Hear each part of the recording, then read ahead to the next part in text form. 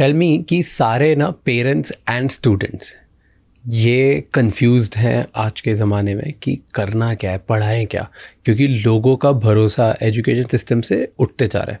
In fact मैं भी एक स्टैट पढ़ रहा था, अमेरिका का एक स्टैट है, इंडिया में वो स्टैट है नहीं, तो इट वाज कि अमेरिकन जेनजी है आजकल के जो बच्चे हैं वो कॉलेज को स्कैम मानते हैं। 66% believe that college degrees are of no use. Do you think कि literally education is of no use, formal education? I would say the statement that 66% of degrees are of no use holds true for India also. देखिए degree तो end of day is a paper, है ना।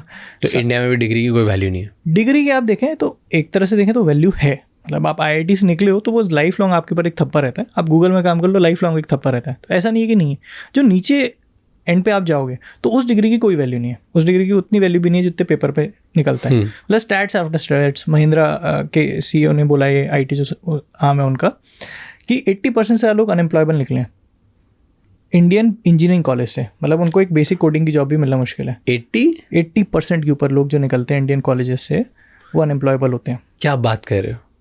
तो ये अगर India के engineering college में से 100 बच्चे निकलते हैं तो 80 लोगों को जॉब नहीं मिलती। 80 लोग अनएम्प्लॉयबल होते हैं, उनके ऊपर बहुत एफर्ट मारना पड़ता है। आप देखोगे जितनी भी कंपनीज़ हैं सबके एक्सटेंसिव ट्रेनिंग प्रोग्राम्स होते हैं।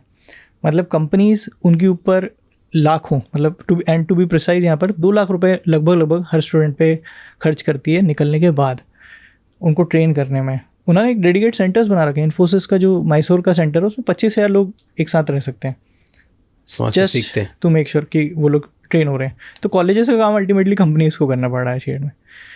But coming back to the point कि क्या एजुकेशन बच्चों को रेलिवेंट बना रही है कि नहीं, I would say education system का सबसे बड़ा चैलेंज है ये टाइम्स के साथ कीप अप नहीं कर पा रही है। And there are multiple reasons. मतलब आज की अगर आप जॉब्स देखोगे या अपॉर्चुनिटीज़ देखोगे तो beyond formal settings, beyond formal jobs there are so many opportunities, but education is not making you ready for it. तो फॉर एग्जाम्पल कोई कॉलेज क्या बच्चों को क्रिएटर इकोनॉमी के लिए रेडी कर रहा है, कोई उसको आजकल माइक्रो ब्रांड्स बहुत इंडिया में चलने वाली है। हर कोई अपनी ब्रांड बना के अगर अच्छी डिलीवरी दे रहा है, बहुत अच्छी कंपनीज बनाई जा सकती है वहाँ पर।